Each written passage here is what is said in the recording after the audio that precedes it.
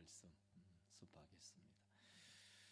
우리는 계속적으로 이제 이 사복음서에 관해서 말씀을 나누고 있습니다. 지난주는 이제 마태, 마가 했으니까 마가복음 했죠. 오늘은 누가복음입니다. 이 사복음서는 마태, 마가, 누가, 요한복음을 가리켜서 사복음서라고 얘기하고, 그리고 그 중에 마태, 마가, 누가복음을 공통된 관점으로 본다고 해서 공감복음이라고 얘기합니다. 표를 보여주면 아주 한눈으로 쫙 보면 알 수가 있어요. 공감복음은 마태, 마가, 누가복음은 공감복음이다. 그러나 이제 사복음서로 얘기할 때는 마태, 마가, 누가, 요한복음을 사복음서라고 얘기한다. 이 말을 이미 하셨어요. 지난번에 말씀을 나눴고요. 그래서 오늘 제목은, 오늘 본 말씀 읽어보면은 45절에 이에 그들의 마음을 열어 성경을 깨닫게 하시고 라는 성경 구절 그대로 떼어와서 성경을 깨닫게 하소서. 이 성경을 깨닫게 하소서라는 말은 우리의 입장에서 지금 2023년을 살고 가는 우리의 입장에서는 구약과 신약 전체를 얘기하고 있고, 이 누가복음이 쓰여지던 그 당시에는 바로 구약 성경만 얘기하는 거예요.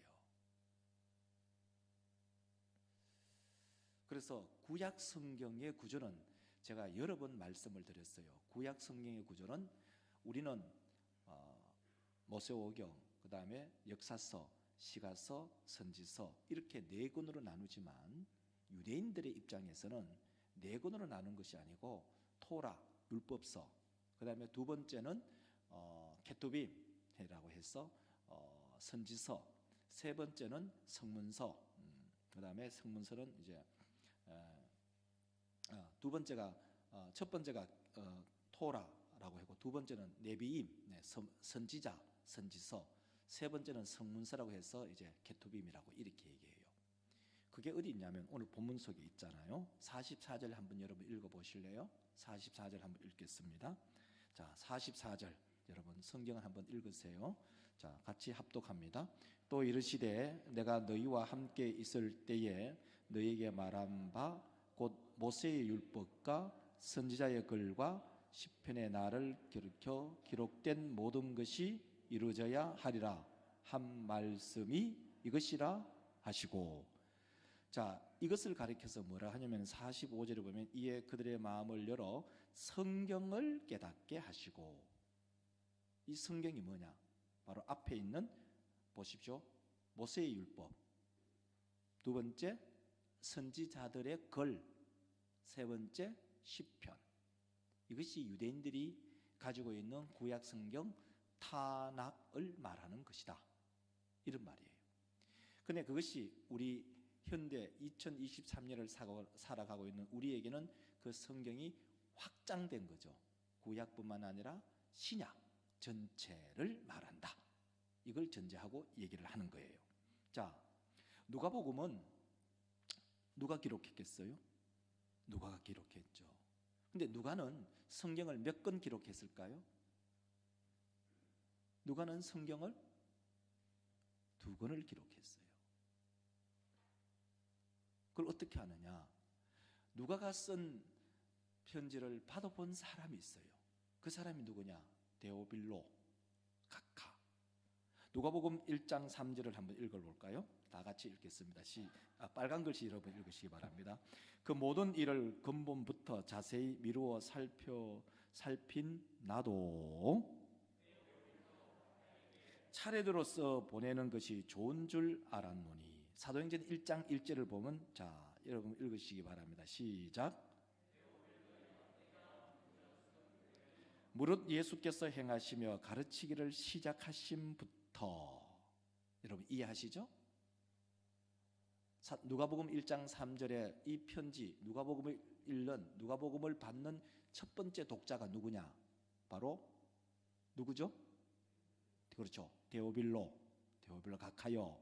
그러면서 사도행전 1장 1절 다시 한번 띄워주실래요? 사도행전 1장 1절을 보면 이렇게 되어 있잖아요.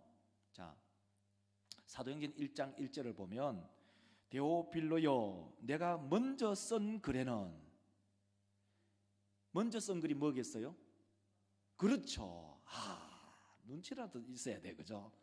맞아요. 먼저 쓴 글에는, 그 먼저 쓴 글이 어떤 글이라고요? 어떤 글이라고요? 그렇죠. 누가복음. 따라합시다. 누가복음.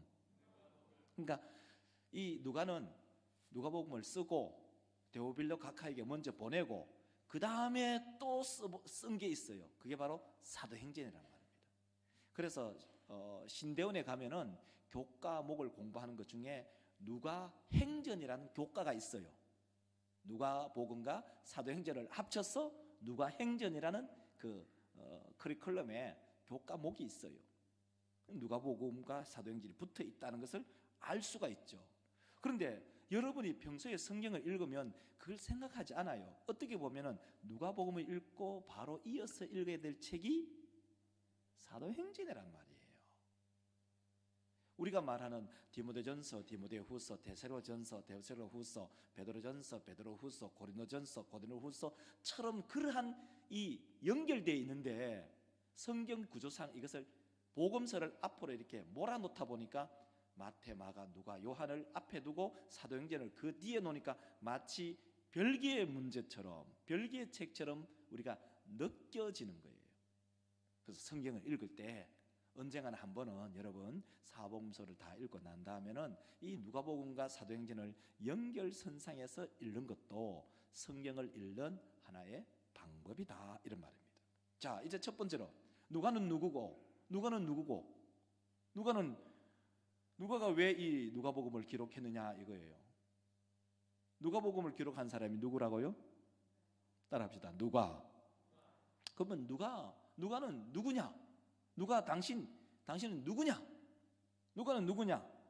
누가는요, 예수님의 직접적인 제자가 일까요, 아닐까요? 그렇죠, 아니에요.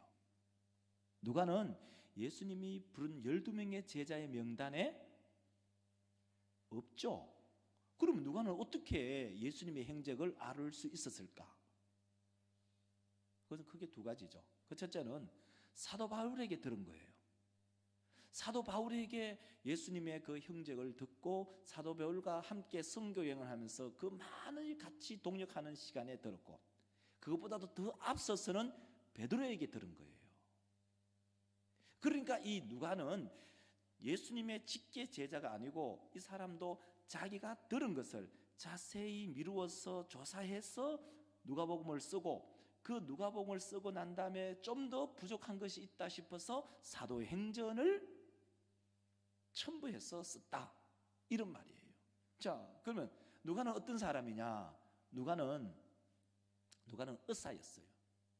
의사. 자, 골로새서 4장 14절 여러분 한번 읽겠습니다. 사랑을 받는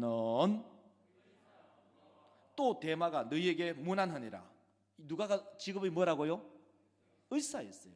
그러니까 지난번에 제가 그런 말씀을 드린 적 있죠.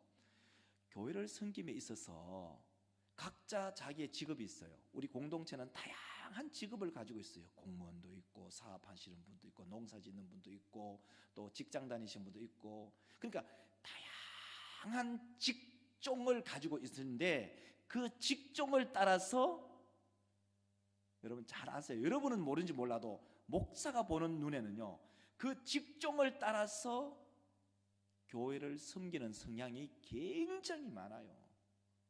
굉장히 많다는 거예요. 공무원은 공무원 스타일로서 교회를 섬기고요, 사업하는 사람들은 사업하는 스타일로 교회를 섬기고요, 그 다음에 회사를 다니는 사람들은 회사를 다니는 사람으로 교회를 섬기고요, 그리고 사업을 하는 사람도 있잖아요. 그 분들은 사업하는 스타일로 교회를 섬겨요. 나보다 좋다 그런 말이 아니라 이 스타일이 그렇다는 거예요. 그러므로 우리는 사역을 할 때 그 생각이 서로가 다 다를 수가 있어요. 옳고 그름이 문제가 아니고 방법의 문제가 서로가 다르다는 거예요. 그걸 이해 못하면은, 상대를 이해 못하면 이 공동체 생활하기가 굉장히 어려워요. 제가 새벽에도 그런 말씀, 누누이 말씀을 드립니다만은, 목회가 뭐냐? 목회는요, 하나님을 이해하는 거예요. 하나님을 더 많이 이해하는 것. 하나님을 더 이해하려면 더 말씀을 연구하고 말씀을 읽고 기도하면서 하나님을 더 많이 이해하는 것. 우리가 평생 살아가는 동안 우리가 죽을 때까지 하나님을 더 많이 이해하는 것. 오늘 이해한 것은 하나님에 대해서 10% 이해했다면 1년 뒤 같으면 15%, 만약에 5년 같으면 20%, 그 다음에 뭐 한 30년 같으면 하나님에 대해서 30%, 점점 많이 하나님을 이해하고 알아가는 것. 그리고 또 하나가 뭐냐면 신앙생활이 뭐냐? 사람을 이해하는 거예요. 사람을 이해하지 못하면 공동체 생활을 하지 못해요. 그래서 가끔 그런 경우 있잖아요. 시험 들어서 다른 말 삐져서 교회 티 나가버리는 거. 나하고 저 사람하고 다르다는 거예요. 다르다는 거예요. 그래서 뭐 교회 공동체는 뭐 하겠다는 거예요. 우리 믿음의 성도들, 목회는 그거예요. 하나님을 더 많이 이해하는 것. 그리고 또 하나는 사람을 좀 더 많이 이해하는 것. 목회자가 그게 안 되면 목회하는 게 최고 곤욕스럽잖아요. 왜? 200명 직업이 다 달라. 여러분 학교 가면 학생들 전부 몽창 모여 있죠. 직장 가면은 전부 자기 회사원 그 함께 스피릿 정신이 똑같아요. 군바리들 전부 모여면 전부 똑같잖아요. 정신이. 교회는 전부 제각기예요. 전부 지팔지 흔드는 거예요. 하나님을 이해하지 않고 사람을 이해 못하면 목회도 안 되고 신앙생활도 못해요. 그러므로 우리 모든 믿음의 권속들 하나님을 이해하고 사람을 더 이해해 나가는 그러한 우리 모든 성도들이 되시기를 주의 이름으로 축원합니다. 한번 따라합시다. 하나님을 이해하기, 사람을 이해하기. 근데 이게 서로 이제 교차되지 않으면 이게 안 된다는 거예요. 자, 이 의사라는 사람은 어떻게 했어요? 사람의 생명을 다루니까 굉장히 민감합니다. 굉장히 섬세합니다. 그래서 이 누가가 쓴 글을 딱 읽어보면 누가복음 1장 3절을 한번 보세요. 여러분 자, 읽으세요. 그 모든 일을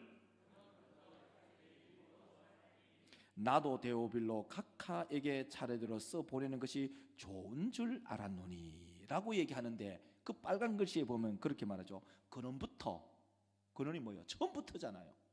처음부터. 그것도 대충 쓰는 게 아니고 어떻게 해요? 어떻게 해요? 이게 직업이에요. 직업병이에요. 이 사람 그냥 대충 쓰는 게 아니라 자세히, 그러니까 처음부터 그 뼈다구 근원부터 찬찬히 생각하면서 자세하게 미루어서 그것도 살펴가지고 글을 썼다는 거예요. 누가니까. 왜? 이 사람 직업이 그거니까. 직업이 의사니까. 그만큼 꼼꼼한 거예요. 만약에 베드로 같은 사람은 덜렁덜렁 그래 살잖아요. 어이구 뭐 됐다 뭐 해라 뭐 차프라 이러다가 이 사람은 남들이 얘기하면 그걸 가만히 생각하는 거예요. 진짜 그런가 안 그런가. 지난번에는 어떻게 얘기했지, 그때는 그래 얘기해놓고 지금은 요래 얘기하네. 그게 아닌 것 같은데. 수없이 곰곰이 생각하다가 그를 찬찬히 깨알처럼 적어 나가는 거예요. 그러니까 누가복음하고 사도행전이, 누가복음이 26장, 사도행전이 28장이거든요. 최고 많이 쓴 거예요. 어마어마하게 쓴 거죠. 자, 바로 이런 사람이에요. 그러면은 이 누가복음은 왜 기록했을까? 마태는 유대인이었어요. 자기는 뼛속부터 태어나자마자 유대인이었고, 그리고 세리장으로 있다가 그리스도께서 부르셔가지고 이제 예수의 제자가 됐어요. 그러면서 유대인들의 마음속에는 우리가 최고다는 거예요. 무슨 말이에요? 중화 사상처럼. 중국 사람들은 중화 사상이 있어요. 그 중화 사상이 뭐죠? 이 세상의 그 중심은 우리다는 거예요. 중국 중에서도 이제 한족들이죠. 한족도 보면 정말 사람들이 키가 크고 잘 생겼어요. 세상의 중심은 자기라는 거예요.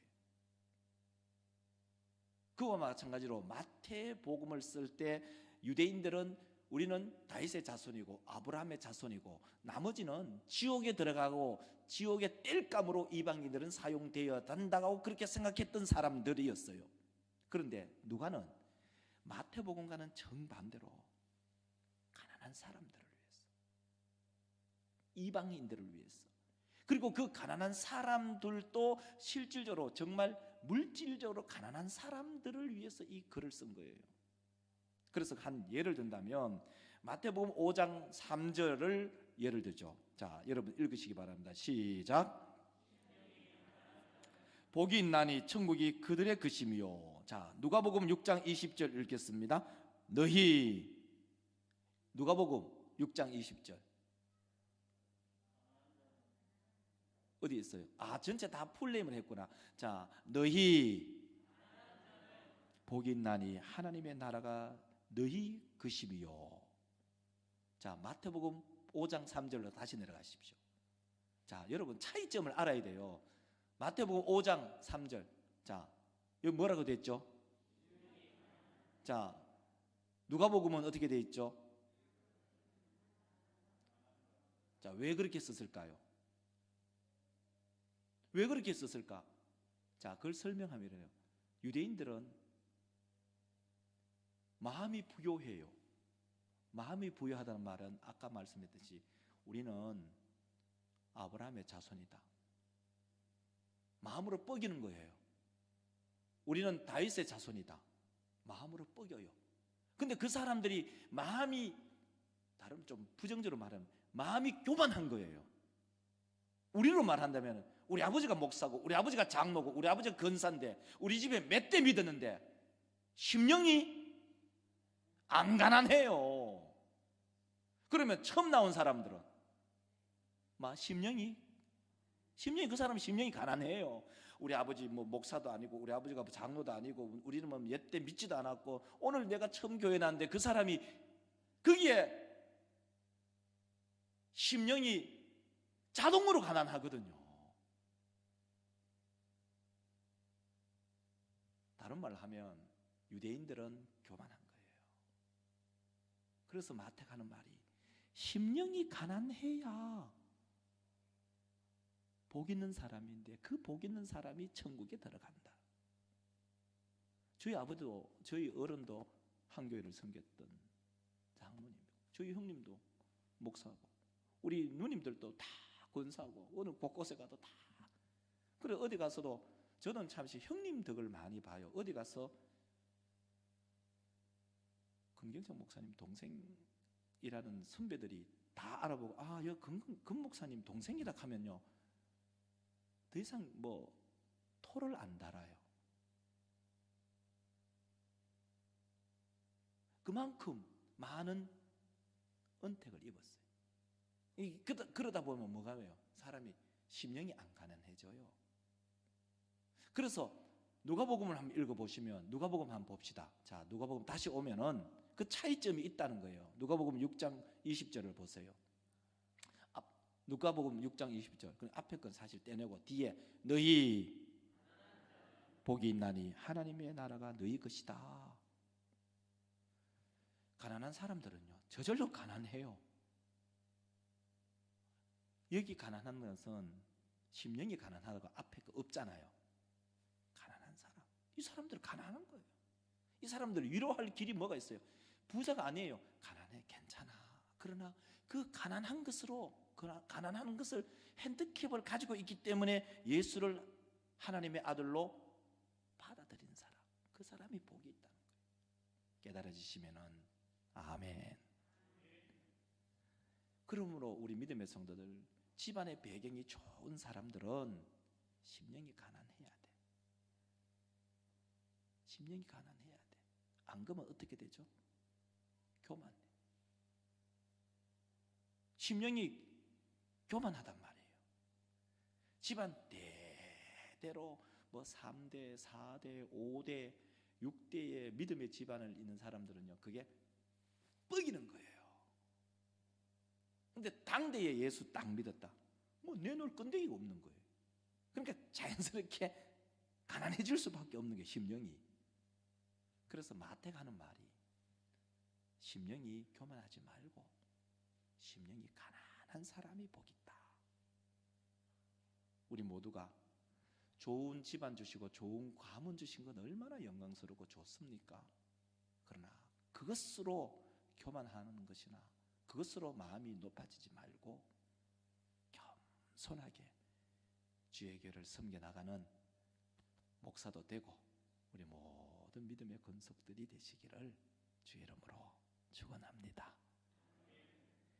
그리고 혹시 여러분 가운데 가난한 사람이 있다. 여러분, 돈 많은 사람, 가난한 사람, 돈 많은 사람 역시 좋잖아요. 역시 좋잖아요. 그런데 돈 많은 사람 치고 겸손한 사람 얼마나 있을까? 네? 돈 많은 사람 치고 겸손한 사람이 얼마나 있을까? 돈 많고 겸손하면 금상첨화지만은 돈 많으면요 갑질해요. 교회 돈 누가 우리 하다못해 우리 교회 안에서 한 달에 11조 1,000만 원 해보세요. 한 달에 11조 1,000만 원 하는 사람이 있다면 그 사람 한마디 말하면 교회가 흔들흔들 그래요. 저는 목회자로서 그런 생각해요.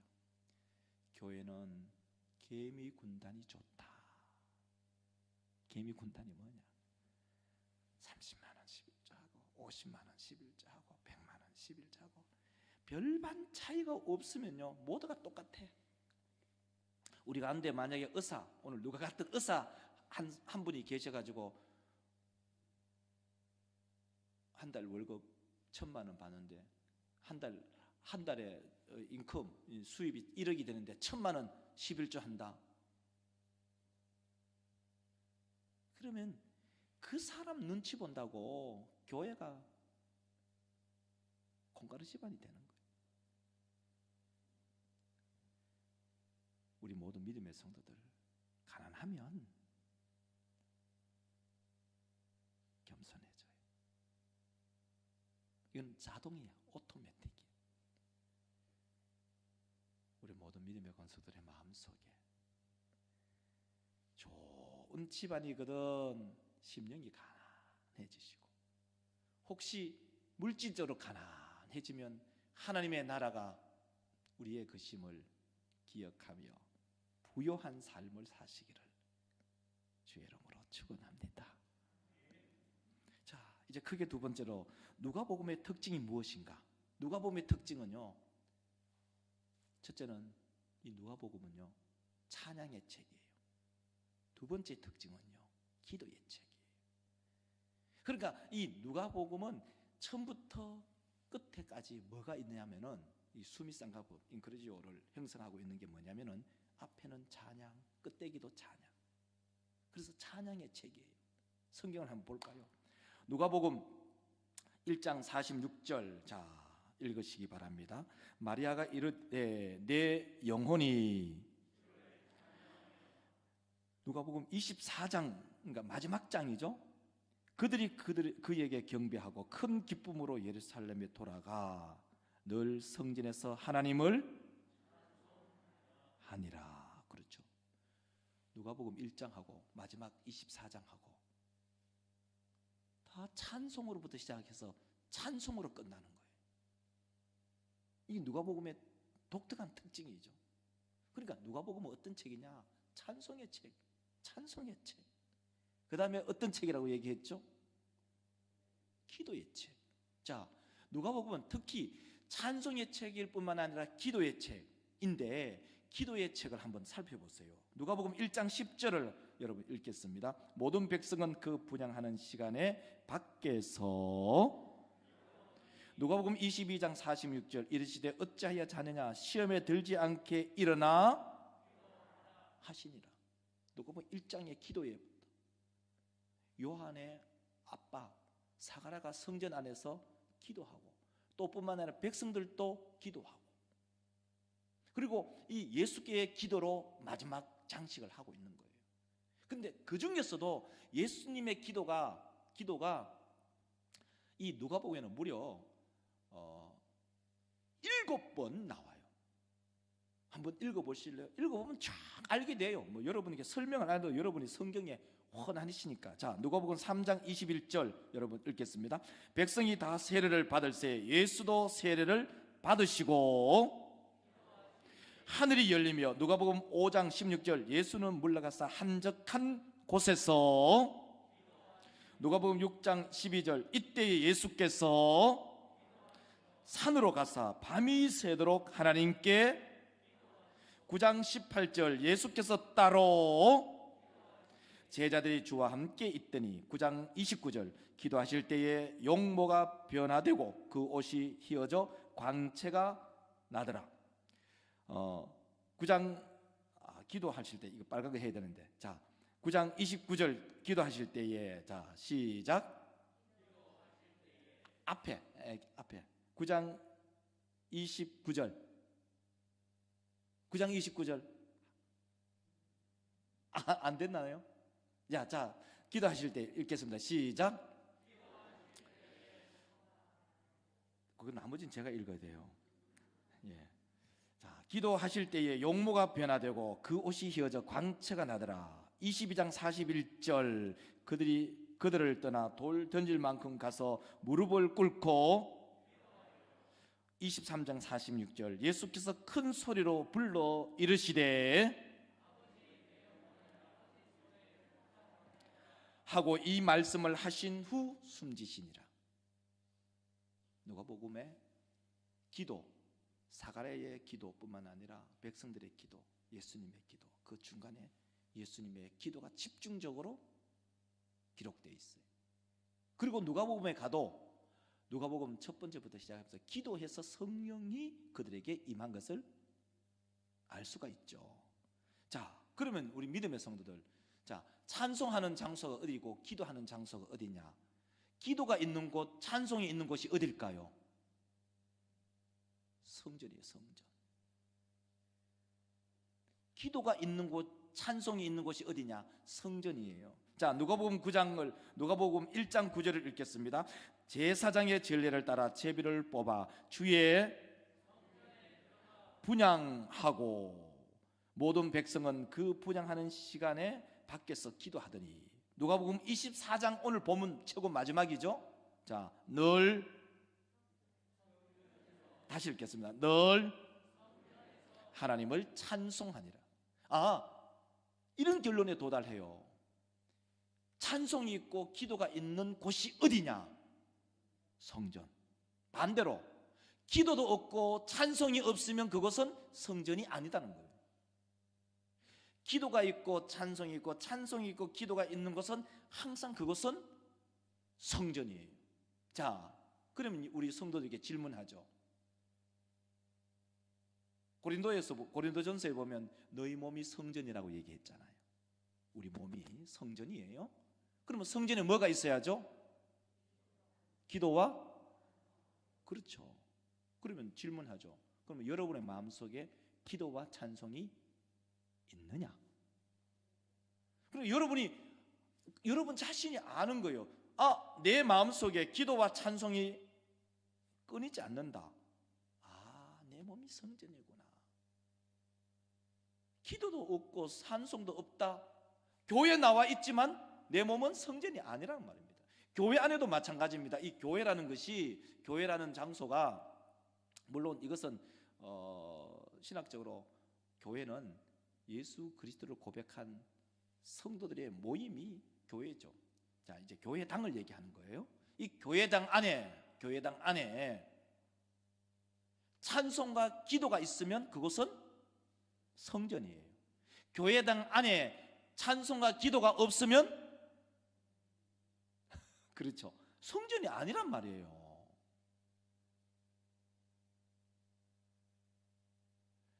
교회 안에 찬송이 없고 기도가 없으면 성전이 아니에요. 교회 안에는 기본적으로 찬송과 기도가 넘쳐나야 돼요. 자, 그러면 그런 원리로 여러분의 가정에 찬송이 있고 기도가 있으면 그것이 어떤 곳이죠? 성전이에요. 여러분이 직장을 다니는 그 직장에 찬송과 기도가 있으면 그것이 어떤 곳이죠? 그렇죠, 여러분 정말 잘 인지하고 계시는 거예요. 우리는 걸어다니는 이동식 성전이에요. 이스라엘 백성들도 이동식 성전 있었잖아요. 성막, 이동식 막 돌아다니잖아요, 광야에. 우리도 이동식 성전이에요. 우리도 이동식 성막이에요. 직장을 따라서 여기도 가고 저기도 가고. 오늘 조 집사님하고 우리 청장여부 잠깐 모였는데 옥곡동에 사무실이 있고 이쪽에 하양 그 가는 길에 그 현장도 있고, 그 다니는 곳에 이렇게 다니지만은 이동하는 사람이지만은 그곳에 기도가 있고 찬송이 있으면 그것이 곧 성전이다, 이런 말씀이에요. 우리 모든 믿음의 권속들, 직장을 나가든 가정에 계시든 버스를 타든 지하철을 타든 또 먼 장거리 여행을 하든 거기는 찬송과 기도가 있어서 성전의 역할을 잘 감당하는 우리 모든 믿음의 가정 성도들이 되시기를 주의 이름으로 축원합니다. 이제 설교를 마치겠습니다. 우리 성경을 깨달으시기 바랍니다. 성경을 깨닫기.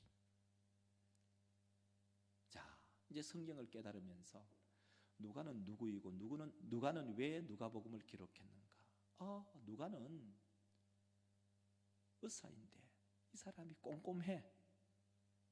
꼼꼼해서 자세하게 깨알처럼 세세하게 기록하면서 그 수신자 데오빌로에게 누가복음 먼저 쓰고, 가만히 생각하니까 좀 더 써야겠다 싶어서 사도행전 써서 다시 보낸 거예요.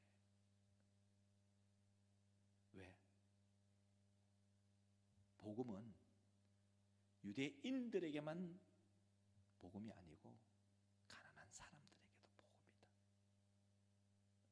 그러면서 누가복음을 전체적으로 살펴보면 누가복음은 어떤 책이냐? 독특한 특징이 있는데 두 가지의 특징이 있다.